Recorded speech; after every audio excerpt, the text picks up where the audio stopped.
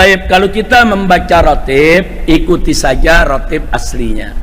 Kalau aslinya pakai Sayyidina, kita pakai Sayyidina. Kalau nggak pakai Sayyidina, kita nggak usah pakai Sayyidina. Jadi artinya ya kita ikuti aja apa yang dibuat oleh Sohibul Kitab. Tapi kalau kita mau tambah Sayyidina, boleh tidak? Ya boleh saja, kenapa tidak? Karena selawat yang diajarkan oleh Nabi pun dalam sholat, waktu Nabi ditanya, ya Rasulullah, kaifa nusalli alaika fi sholat? Ya Rasulullah, bagaimana cara kami berselawat kepadamu di dalam sholat? Itu pertanyaan sahabat. Nabi menjawab, qul, katakan, Allahumma sholli ala Muhammad wa ala ali Muhammad kama sholaita ala Ibrahim wa ala ali Ibrahim, dan seterusnya. Nabi tidak pakai Sayyidina. Nah, di sini sebagian ulama mengatakan ya sudah, sholat Ibrahimiyah karena Nabi nggak pakai Sayyidina, kita nggak usah pakai Sayyidina.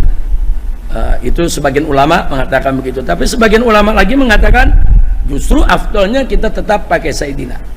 Nah, dengan alasan apa? Karena Nabi pada saat menyebut dirinya sendiri tentu dari tawaduknya beliau, yaitu beliau rendah hati, beliau tidak angkuh, tidak sombong. Kan kesannya bagaimana kalau nyebut diri nih Sayyidina Muhammad, kan kayak kurang apa, kesannya apa namanya, tidak tawadu. Tapi kan Nabi kita kan terkenal tawaduknya. Makanya kalau Nabi nggak menggunakan Sayyidina untuk dirinya, bukan berarti kita dilarang untuk menggunakan Sayyidina. Akan tetapi itu litawaduhi, yaitu sebagai bentuk daripada tawaduknya Nabi Muhammad Shallallahu Alaihi Wasallam. Nah, karena itu lalu kesimpulannya apa? Kalau di kalangan ahlus sunnah, sholat mau pakai Sayyidina silakan, nggak pakai Sayyidina juga nggak apa-apa.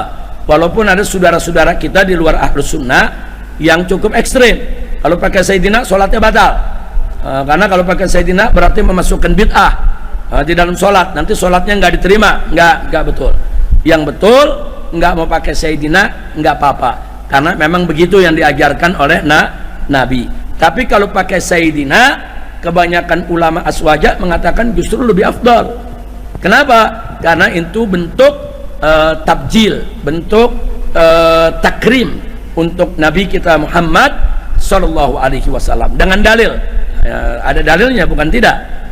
Dalilnya pertama firman Allah dalam surat An-Nur yang Allah nyatakan kepada orang beriman, la taj'al du'a an-nabi, la taj'alu du'a an-nabi ka du'a ba'dikum ba'dha.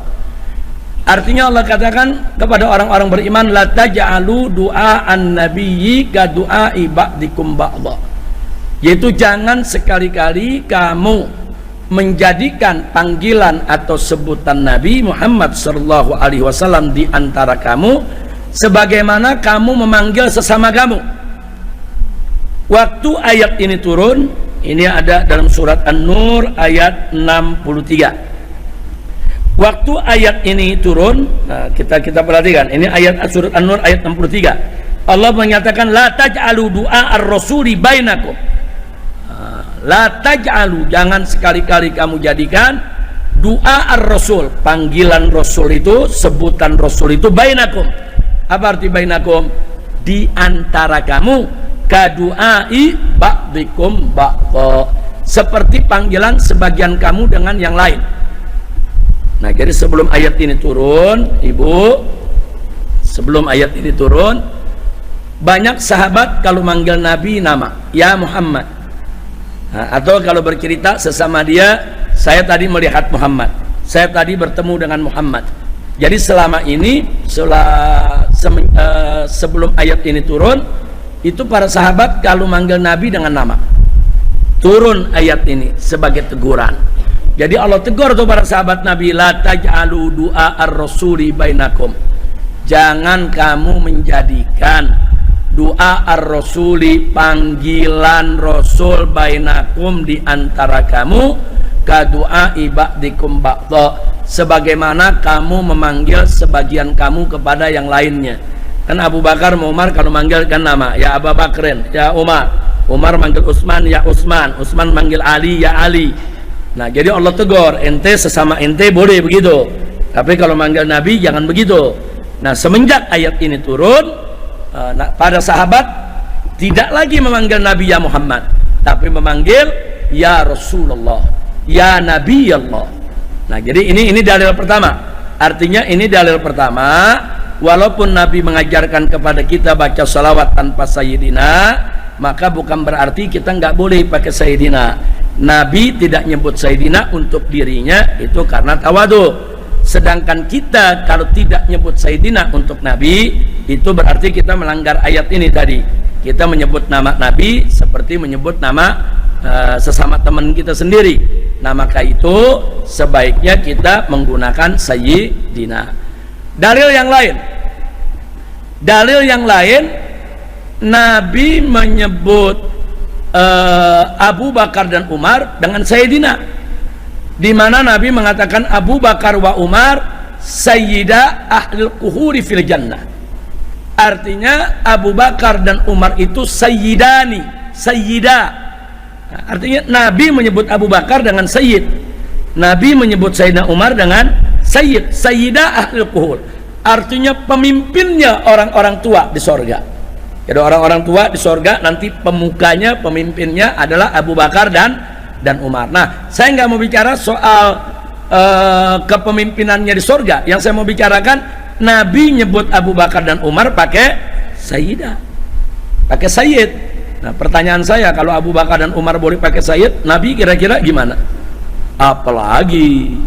Yang kedua, Nabi alaihi salatu wassalam pada saat duduk di masjid, datang seorang pimpinan Ansor masuk ke dalam masjid. Kemudian Nabi mengatakan kepada orang-orang Ansor yang berkumpul, apa kata Nabi? Qumu li sayyidikum. Hei orang-orang Ansor, bangun kalian, sambut itu pimpinan kalian, sambut itu sayyid kalian. Nah, saya mau tanya lagi, ini ada orang Ansor dipanggil sama Nabi pakai apa? Pakai sayyid. Berarti kalau nabinya boleh gak disebut sayyid? Apalagi.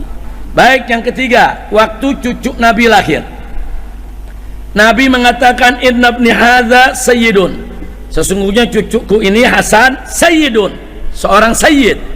Nah, sekarang saya mau tanya, cucunya boleh dipanggil sayyid, kakeknya apalagi? Kira-kira jelas gak?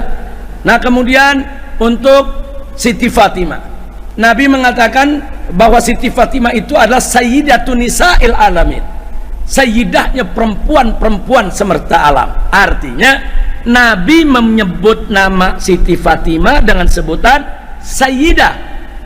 Nah, berarti kalau Siti Fatimah boleh pakai sayyidah, Nabi boleh gak pakai sayyid? Boleh. Kira-kira jelas gak nih? Jadi jangan terlalu kaku kita kalau memahami hadis. Oh, tapi Nabi nggak baca Allahumma sholli ala sayyidina Muhammad. Ya, sebab Nabi baca buat diri beliau, saudara. Nah, karena beliau baca buat diri beliau, beliau nggak pakai sayyidina, itu menunjukkan tawadu. Tapi kita sebagai umatnya nggak pantas nyebut Nabi tanpa sayyidina. Kira-kira jelas ya? Nah, tapi kembali kepada hukum sholat tadi, jangan juga nanti kita mengatakan kalau nggak pakai sayyidina galil adab, nanti sholatnya nggak diterima. Nah, nggak boleh juga. Jadi Ahlus Sunnah nih netral, mau pakai sayyidina boleh, nggak pakai sayyidina nggak apa-apa. Makanya diratibkan ada juga Allahumma sholli ala Muhammad wa ala ali Muhammad, nggak apa-apa, emang boleh karena begitu yang Nabi ajarkan. Kalau ada yang membaca Allahumma sholli ala sayyidina Muhammad wa ala ali sayyidina Muhammad, silakan, karena memang sayyidina merupakan penghormatan dari kita sebagai umatnya kepada Nabi kita Muhammad sallallahu alaihi wasallam. Kira-kira jelas ya?